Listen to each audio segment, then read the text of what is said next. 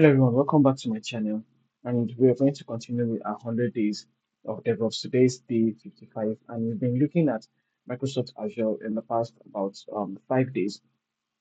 We've been exploring, cloud, and then we've streamlined to Microsoft Azure. We've looked at creating virtual machines. We've demoed that. We created both a Windows, a Linux virtual machine. We've talked about Azure networking, which was the previous video. Um, which we talked about VNets, subnets, and NSGs, ASGs, load balancers, and the likes. And we're going to continue in that progression today. And today I'm going to talk about another very important thing. It's also a fundamental in which every DevOps engineer, every cloud engineer or cloud administrator should know, and it is something that we cannot do without. And what exactly am I talking about today? Today I'm going to talk about the identity and access management, which is IAM. So under which we would look at users, we'll look at groups, we'll look at roles, we'll look at managed identity. If you've been following me so far, like especially in this phase, that's we are in phase four. In this phase four, you would notice that most of the things I say are a repetition of or the concepts basically are like almost the same or very similar to when what I've said at the beginning of this journey, that is when we're looking at our Linux fundamentals. So we consider the same networking. We talked about subnets, CIDR. I talked about all of that, where I did a very detailed video, comprehensive video. We even did a project, a hands-on project on all of that. And then now we're also looking at users groups and the like. You might be wondering, okay, why the need to actually mention it again? Yes, the reason why it's happening like this is because basically there's no magic when it comes to cloud platform. Like I always say, what you see as cloud is someone else's on-prem facility. What we are accessing as Microsoft Azure Cloud is actually sitting in a data center somewhere around the globe, right? So the concept are still the same thing. You will still do the same thing. The only difference now is that the way you go around it is the only difference. Like I keep saying it, there are no there are hardly any new concepts. You understand? Everybody just walks around the same concept and then brings up add their own trademark or add their own touch just to notify that okay, this is specifically for me, right? So I'll be repeating the same things, users group. Yeah, these are concepts that you know before. But the difference now is that the way we did it when we looking at Linux fundamentals is not the same way we are going to do it um when we are dealing with cloud. So which that's why there's need for us to look into these things again, right? So um without wasting much time. So if you're coming across this channel for the first time, I always say this, we are trying to cover DevOps in 100 days. We started with the fundamentals. We are currently in phase four. So we've done three phases before now, and we are in phase four. And I'd like to call this the intermediate phase. We are in the intermediate phase, right? So we're looking at cloud. And if you're seeing this video, I would advise that before you proceed with this video, I'd advise that we start from the beginning, we start from the very day one, because everything we learn is layered on what we've learned previously. So that if you miss a video, you might be missing out on a lot, and you might not really understand the bigger picture of what we are trying to do here. So welcome once again, and we're going to go straight into what we want to do today. So what exactly is identity and access management, right? In plain English, it just manages access to your facilities, right? That's in plain English. But now, to help you understand this better, I'm just going to do an illustration, and I'll get my shapes once again. So where I work currently, um, obviously we have an ID card, right? We have an ID card, and that ID card shows or it confirms who we are, right? So my office has a gate. Let me try to. My office has a gate or an entrance, right? I'll, I'll color this white. Now, Before you enter, you have to show them your ID card. Now, for example, say somebody comes and there's always a gatekeeper here. So when you come, you show your ID card and then you are allowed access into the office building. Then someone else just comes and shows your ID card and then you're allowed access into the building. Now, in a case where a third person comes and the person tries to get into the office without an ID card, what happens? The person is not allowed access into this building facility, right? Now, that is one scenario. I'll paint another scenario for you. So, let's say this is um, one employee, this is another employee. Two of them have been given access to the two of them have given access to the organization, right? And what I'd like to call this is I'd like to call this in Azure terms, what we call it is authentication, right? Now let's go back to our drawing board. So now these two persons have been given access to um the office building. However, of course, in an office, there are different units in an office setting. There are different units in an office setting, right? So let's call this the administrative block. Let's call this the um, dev environment, right? Let's call this the finance block, right? Now with this same ID card or with this same access, right? This person tries to access the dev environment because this is the developer. Let's say the first person is a developer, right? So this person tries to access the dev environment and the card gives him or her access to the dev environment, right? And then this person is just a developer. Now this person tries to access the finance environment, but it does not have access. This person tries to access the administrative environment. However, it does not have access. Why? Because this person's identity is not configured to access the finance and the management environment or admin environment, despite the person being a staff of the organization, despite the person being authenticated as a staff of the organization. Now, remember, three persons try to have access to the organization. One person was declined because the person does not even have an ID card, and the person does not even have an identity and is not recognized. That's one. Now, two persons had the identity and they were able to, get into the building. However, one of them now has tried to access the development environment. That's where the technical team, the technical department are, and the person has access to it. But the person has tried to access the finance block but doesn't have access to it. And the person has also tried to access the management block but doesn't have access to it. Right now, person two gets into the organization and let's say this person is a finance administrator, right? So now this finance administrator is already has access into the building. Now it tries to use this is card or here it's card to access the dev environment, but it's not giving access because the card is not configured to access development environment. However, when this person tries to access the finance environment, the person has access to it, it's giving access. When the person tries to access the management environment, the person is giving access to it. Why? Because this person's card has been configured to have access to those two environment. Now, in technical terms, what do we call that? We call that um, we call that authorization, right? So basically, these are the two terms that governs identity and access management. It is who you are and what you can do. Basically, that is in simple terms, in layman terms, it is who you are, which is authentication, and then what you can do is authorization.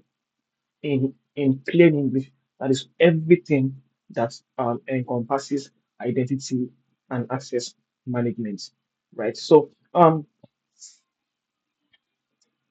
now with identity and access management, we now have so many other areas that you can look in. You can now look at users. That's where the concept of users, concept of groups, roles, identity, that is where it came into play. But I hope that we've been able to understand the concept or the logic behind identity and access management. It is just basically it revolves around two principles, which is authentication and authorization. And in layman terms, it's basically just it just governs who you are and what you can do. That is as simple as it can be or it can get. I can't think of um any other um any other better language to you know to define it. And when we talk about authentication, we're talking about for authentication, that is who you are. We're talking about users, we're talking about groups, we're talking about managed identity. Why for authorization, we are talking about roles, which is called you see Arubac there. I know a lot of us that have been hearing Arubac. Arubac just basically means role-based access control. And it just basically defines what you can actually do. It's as simple as that. So sometimes most of these things that sound like big grammars, they are basically just simple terms, right? They're just basically simple terms. So now that we understand what identity and access management means, and now we've been able to understand what governs identity and access management, and giving examples on what authentication means and what authorization means, we are going to go into the portal and then we are going to do something. So what we are going to do today is that I'm going to show you how to create users. I'm going to show you how to create groups, and then I'll also show you how to assign roles to those users and the groups. And then we're also going to talk about a concept, a very important concept called manage identities, right?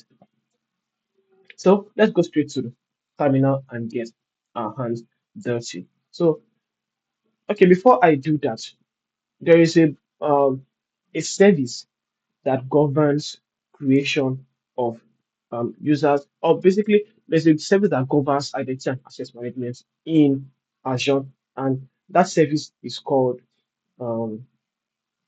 let me do a new text box. So we call that Microsoft Entra ID. Microsoft Entra ID, which was formerly known as Azure Active Directory, is what basically governs identity and access management when it comes to Azure.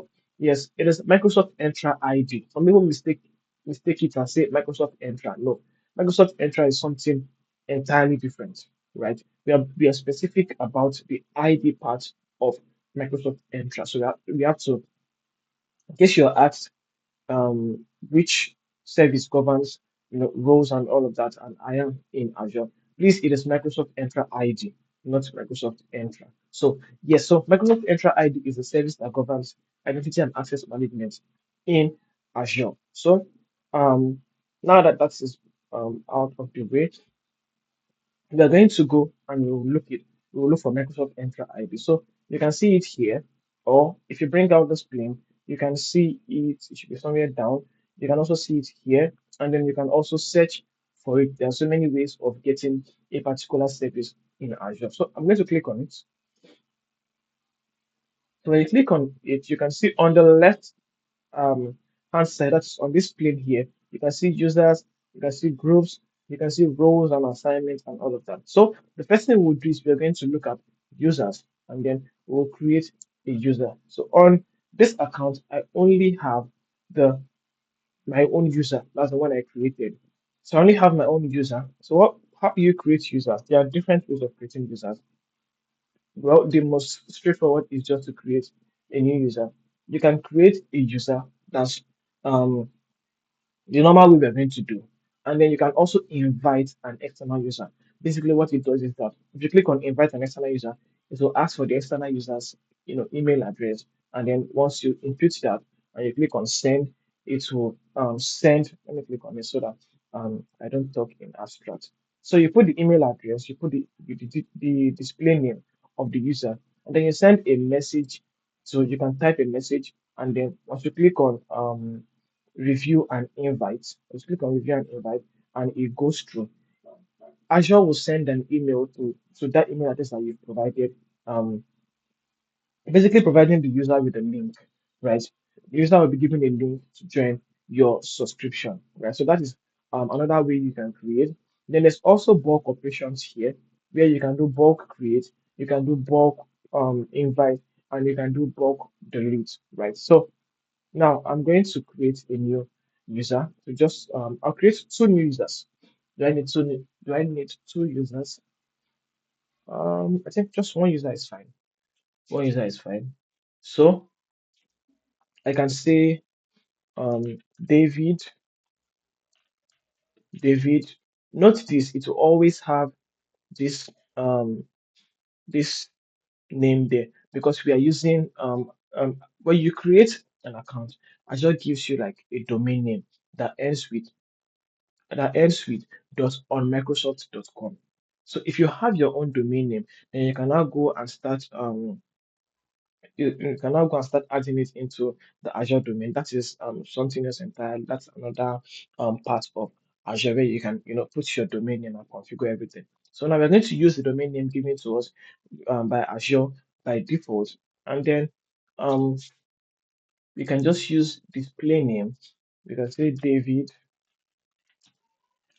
Young, and then the password. We can auto-generate password. So what this does is that once you create the user and the user tries to log in, the user will be asked to create a new password and all of that. I won't be going into the user. I won't be trying to log in with the user. I just basically want to create a user. So I'm just going to there are other things you can check properties, and you can fill in all of these things, and then you can also assign rows from here, but I'm not going to do that. I'll just do review and create. So I'll create. So the user has been successfully created. Now we have two users, myself and um, the user that I have just created. So how do you assign a role to a user? When it comes to role assignment, there are three basic types of roles that you can assign with Microsoft Entra ID. The first role is the owner role. The second role is the contributor role. The contributor role, is that correct? The third role is the reader role.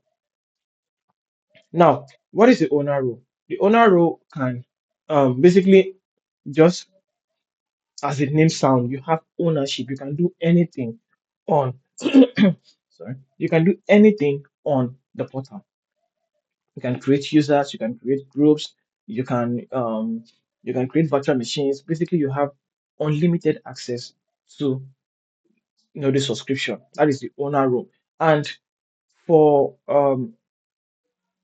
any account you create, that's the email address that you use to create the account is automatically given an owner role, or we might say global administrator. So it's basically like the same thing, like having ownership of your entire subscription. Now, the contributor role is similar to the owner role. The difference between the contributor role and the owner role is that when you assign a contributor role to a user, the person can do everything the owner can do, but cannot assign roles to other users.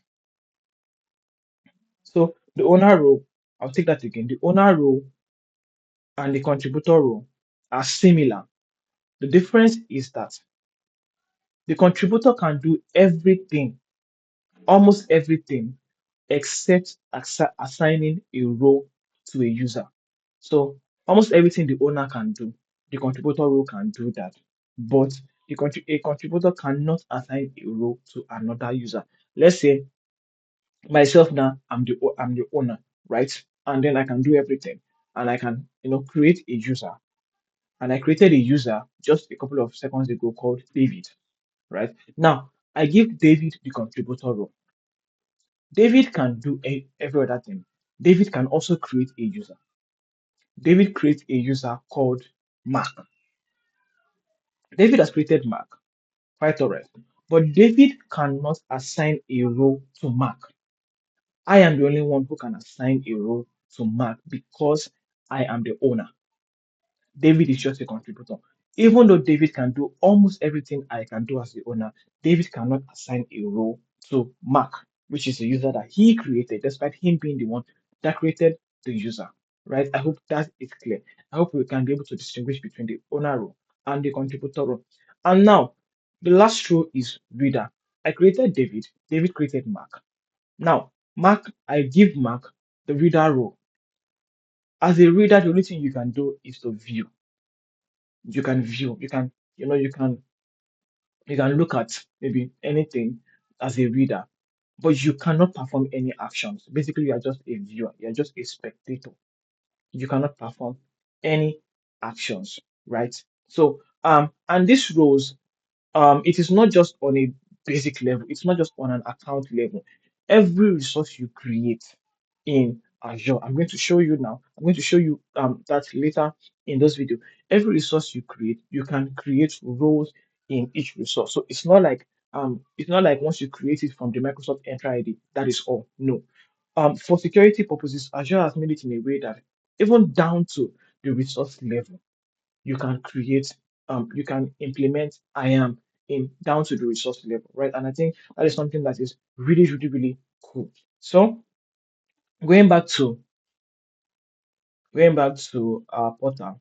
So David has been created, and when you create a user, by default, that user does not have any role. Remember when I was creating the user, when you go to the place of role assignment, I didn't give that user any role. So you can also come here. This is David's page. You can also come to assign role.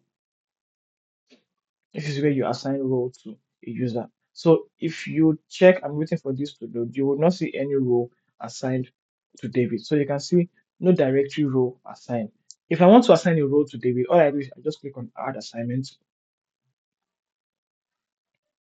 and then Azure will give me a list of roles that I can assign to this particular user. So you can see you can assign application administrator, application developer, and there are a lot of system defined roles that you can assign to a user. Right? To see the list of roles that you can assign, or to see like all the roles that you can assign, you can come to roles and administrator.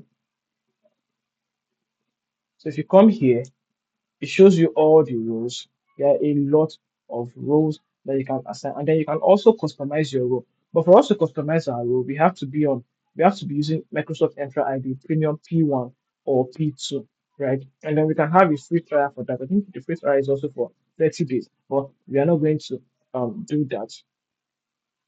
So we're not going to do that. So you can see that my role is a global administrator, right? So um now, to assign role when it comes to one user is actually really cool. It's okay, it's fine. But what if in a case where in your organization grows to um you have about you now have 150 staffs. Out of 150 staff, um you have 100 devs, 100 developers, and then you have 50 QA, right? So now, imagine you are now told to assign a particular role to the developers. Will you now start, adding the role one after the other? It will take a lot. Sorry, it will take a lot of time for you to, assign these roles to all of these users. That is why the concept of group is very, very important. So that's why we can group all of these users into dev, into QA, and all of that. So I'm going to also show you um, how to create a group. So the best thing to do in such situation is, instead of assigning a role to a user, why not create a group? Assign, create the user, assign the user to that group. The moment you put a user in a group, user automatically, you know, um, all of the attributes of that group is passed down to that user. You don't even have to configure any special thing. So the first thing you do is you create a group, you create a dev group, and then you just put all the developers in that group. So even if time in the future, a new developer comes, you know, into the team, you don't have to start going and start checking, okay, what roles am I supposed to give? You already have a developer group or a dev group. You just create that user and assign the user to that group. And all the attributes of that group is automatically passed down to that user. So I want to understand everything I've actually been saying um, for the past about 25 minutes or 26 minutes now. So now you can create a new group. From here, we can see total groups 0, 365 group 0, security group 0, dynamic group, blah, blah, blah. Everything is 0. So let's create a new group. So it's also very simple. Now, there's something that I want to show us here, and I have this screenshot. So now, this is what, according to Microsoft Portal, this is how a new group is supposed to be created. You have the group type, the group name, the description, and membership type. Now, you can see it's the group type, group name, group description, and membership type. However, there's something that is here. It might not be clear, right? But for you to see this, you can just go and search for um, Microsoft Entra ID group or something like that. Yeah. So Microsoft Entra ID group. I've how forgotten how I even got here. But I know I searched for Microsoft Entra ID group. Now you can see Azure AD roles can be assigned to the groups to this group, right? And you can either choose yes or no. This is very, very important. For you to be able to assign a role to a group, you need to make sure that this is checked as yes. Because if you don't check it as yes and you create that group, you cannot alter it. You cannot alter it if you don't check it as yes. You cannot alter it. The best bet is to delete the group and create it again. So this is what enables you to be able to assign roles to a group that is on Microsoft Entra ID. Right now, coming to my own portal, we can see that I don't have that option, and there's a very high chance that you also will not have that option. And you might be wondering, why is it? Is there something wrong with your account or anything? There is nothing wrong with your account. Now, for you to be able to assign a role to a group from Microsoft Entra ID, you need to be on Premium P1 or P2. Just the way I showed you then, that for you to be able to configure or for you to be able to create a custom rule, you need to be on Premium P1 or P2. Yes. So you have to be on Microsoft Entra ID P1 or P2 to be able to get this option when you're creating a group. And I am not on P1 or P2, right? But there are other ways you can assign a role to a group. Now, we might not be able to assign a role to a group over here. That's from the Microsoft Entra ID. But I will show you that you can assign a role to a group that is on the resource level. Yes, on the resource level, you can assign a role to a group. So I'm just going to the group name, developers, group description, developers group. Membership type is assigned. Now, the group type, you leave it as security. There are two types, security and Microsoft 365. So you leave it as security. So you can add an owner to the group. You can add a member. So I'm going to add David, which I just created, to the group that I'm just going to create now. You can see um, there are so many things that you can add. Apart from adding a user, there are other things that you can add to a group. So I'm going to add David and I'll click on select and I'll create the group. So in just a second, the group has been created.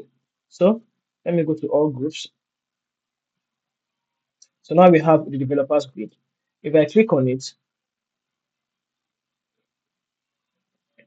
even if I come to roles and administrators, I will not be able to assign a role on this level, right? So to create a custom role, your organization needs Microsoft, blah, blah, blah, and all of that. So because of this restriction, I will not be able to create a role from the Microsoft Entra ID. I can only create a role for a user. Now, how then do you assign a role to a group? Let me just come home and let me go to my VM, the VM that I've just created, the VM that we are going to be using. If I come to access control, you can see that even at the resource level, we have IAM. So you come to access control and then you come to add role assignments. You come, you can check role assignments there. When you click on role assignment, you will see any assigned roles that you have. Now I have myself, I have two roles. Basically, it's one role. Um, my role is the owner role. So because I'm the one that created this virtual machine, so I am the owner. So you can check all the roles that you can possibly add to anybody that you want to add to this particular virtual machine. And you can see the first row you see is the owner role. The second row you see is the contributor role. The third row you see is the reader role. And the owner role grants full access to manage all resources, including the ability to assign roles in Azure Aruba. Now, you can see the contributor role grants full access to manage all resources, but does not allow you to assign roles in Azure Aruba, manage assignments, and all of that. So, like I said, that's the difference. You cannot assign roles with a contributor role, but you have full access to manage all resources. So reader role is view all resources, but does not allow you to make any change. Basically, you're just a viewer. You cannot make any changes. And now there are now other roles. There are now other roles that you can add. You can see there are 856 results. So there are a lot of roles that Azure has given us for us to work with. So let's click on check access and we'll click on add role assignment. You can also bring it down here. You can also come here and click on add role assignment. So any of the two, you click add role assignment, and then when you click that, it will take you to which roles do you want to add. So let's say I want to give this person the reader role. We'll click on it and then we click on next. We click on next. It will say, are we adding to user group or service principal, or we adding to a managed identity? So leave it as user group or service principal, and then we'll select members. Click on select members. So instead of selecting members, you just select the group, right? Just select the developers group. So um, once I select the developers group, every other person in this group would have that. Every other person in this group will have the reader role on this virtual machine. It is only on this virtual machine. So please note, it is only on this virtual machine because we are only working with this virtual machine. It is only this resource, right? So after that, you can now review and assign. I'm not going to do that. So now you can see that despite us not being able to add a role to the group from Microsoft Entra ID, we are able to add roles to group at the resource level. So now um, we've been talking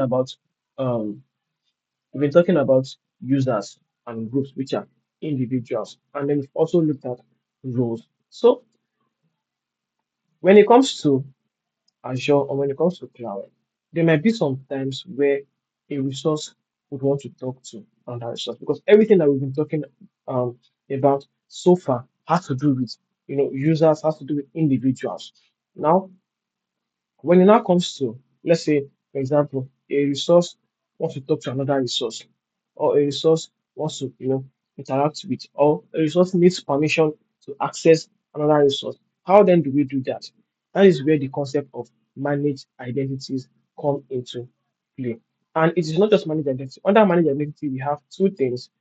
We have both managed identity and we have service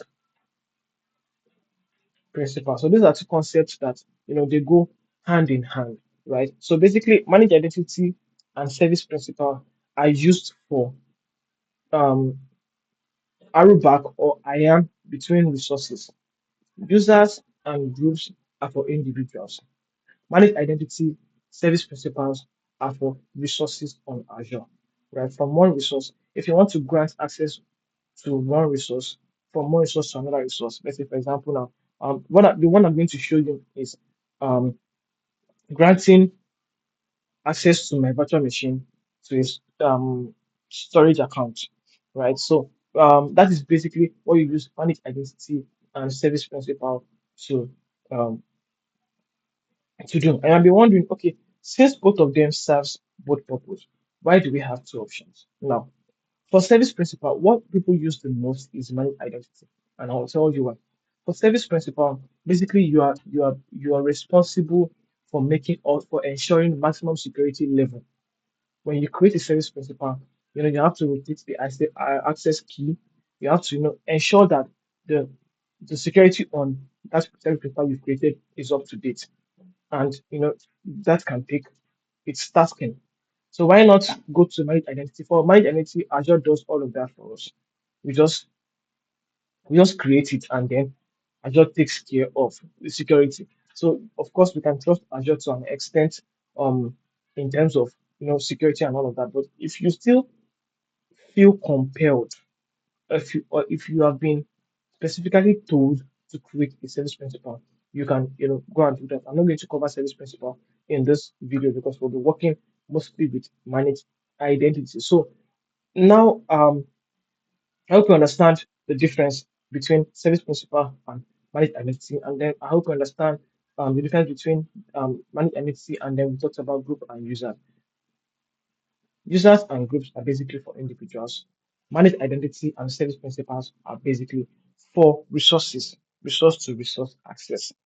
Why for users and groups is users to resource access. That's really, really simple and straightforward. So what we are going to do now is that I'm going to create a storage account, and then I'm going to do I need to create a new virtual machine? Okay, no, I won't create a new virtual machine. I'll use the existing virtual machine.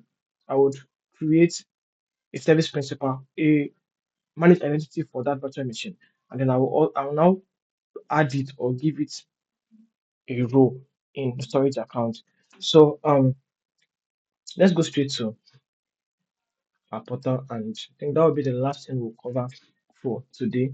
The first thing we're going to do is, now we know how to assign roles, now we know how to create users and groups, and then assign roles to those users, assign roles on a group level. So the first thing we'll do is a storage app. We'll create a storage account. So I want to be explaining what a storage account is in this video. That is for another video, but for demo purpose or for demo sake, I'm going to create. Okay, so create this.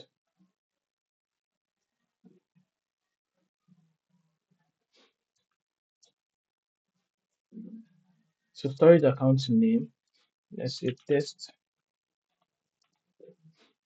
let's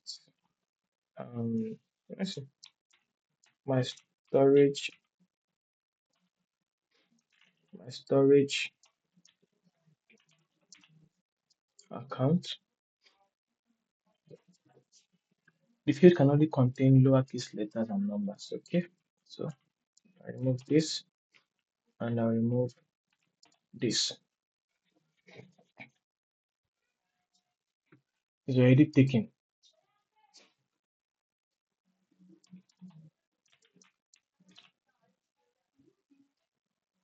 Let's create this one. Okay, so this is not taken, and I think we don't have to do any other thing. I'm not going to configure all of this. I'll just do review and create.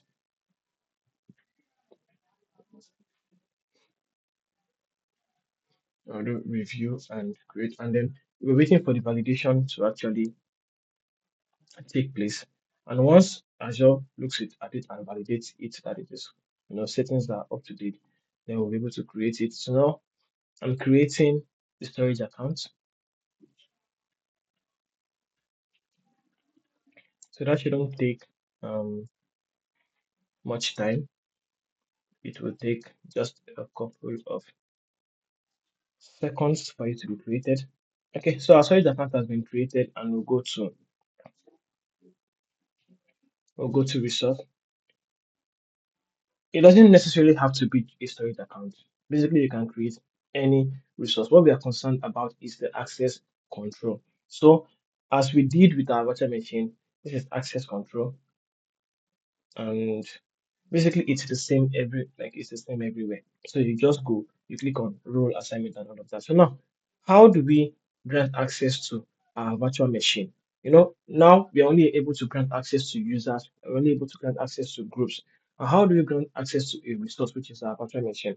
You would, like I said, we'll use manage identity. So we'll come back to our Azure home, and when I go to my virtual machine, I'll come down to security and I'll come down to identity. So we're going to create an identity for this virtual machine, and then we'll give it access to, we'll create a role on the storage for this particular virtual machine using the identity. So click on identity, and identity is off, system assigned. System assignment identity is restricted, blah blah blah, and all of that. So now the status is off. We need to turn it on. So once we turn it on and save, yes. So once we turn it on, then you can see that underneath, basically what happens is that both a managed identity and a service principal, even if you create a managed identity, underneath it, Microsoft Azure creates a service principal. But like I said, the difference now is that you're not the one managing, you're not the one managing this identity. Microsoft is doing it for you, even though they underneath to create the service principal and then they'll be the one to manage it. So now we've created an identity for this particular virtual machine, and this is the ID and all of that. So let's go, we can copy it in case we might need it, though I doubt we'll need it. So now we have an identity for this virtual machine. Let me go to the storage account, and I'll go to access control. I'll click on add role assignments,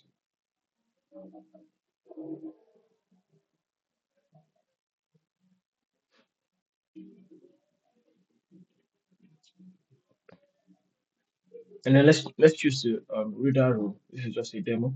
There are other roles that you can actually explore. So click on next. This time around, we're going to choose manage identity, and then we'll click on select members. So let's wait for it to load. Okay, so members, we want virtual machine. So you can see all system identity will be showed here. Once there's a managed identity, it will show here. All system identity will be showed here. And then to start grouping. So now we have one virtual machine that is now a managed identity, or we've created a managed identity for this virtual machine. So when I click on it, it will show it my Ubuntu VM. When I click on my Ubuntu VM, I can select it, right? So I've added my VM as a system identity or a managed identity for this particular storage account. Now, let me go back. Let me go to this virtual machine. Let me go to identity and let me turn it off. Let me turn it off and save. Let me disable it. You would see that when I go back to the storage account, I won't see this virtual machine again. So I'll go back. This is the storage account, and then when I go to IAM, click on role assignments.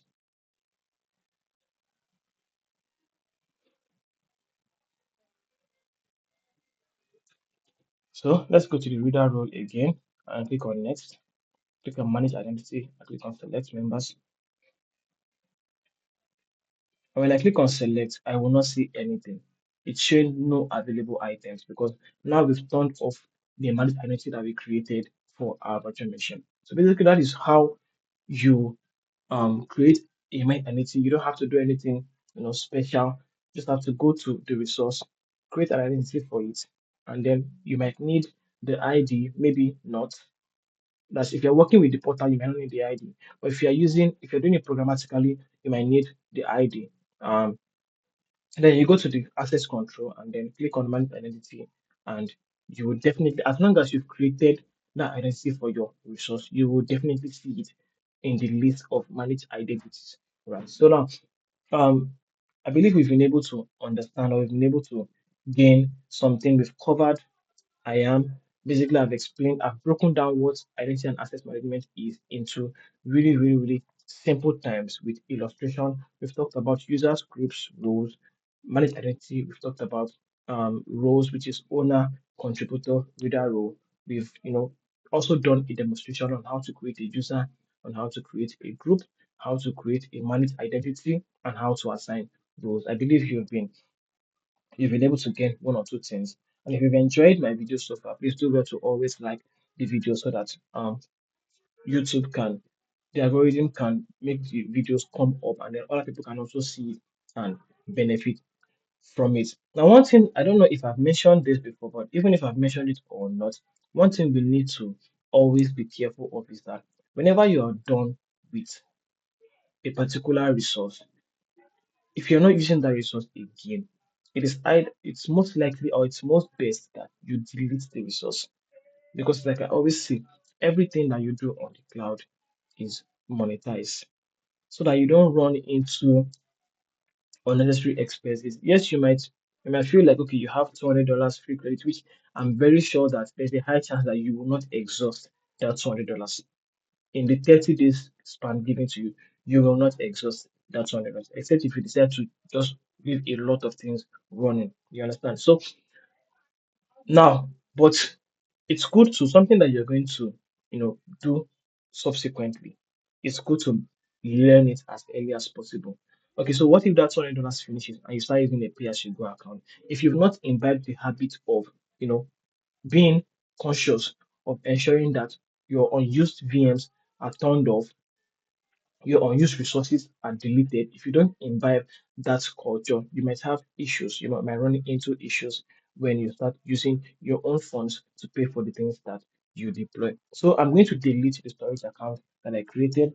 I'm also going to delete the user. I'm also going to delete the group that I created. Although you won't be charged for all of that, but I just want to keep everything clean. I'll delete the user, I'll delete the group, I'll delete the storage account. If there's need for us to create all those things again subsequently, would have to do that. That would not even be an issue. So that will be all from me for now. If you're here to subscribe to my channel, please, please, please kindly subscribe to the channel and share it with anybody that you feel that might be interested in such content. Most importantly, please turn on your notification bell so that when I post the next video, you get it firsthand and you're able to add to your knowledge. So have a wonderful day. Enjoy the rest of the day.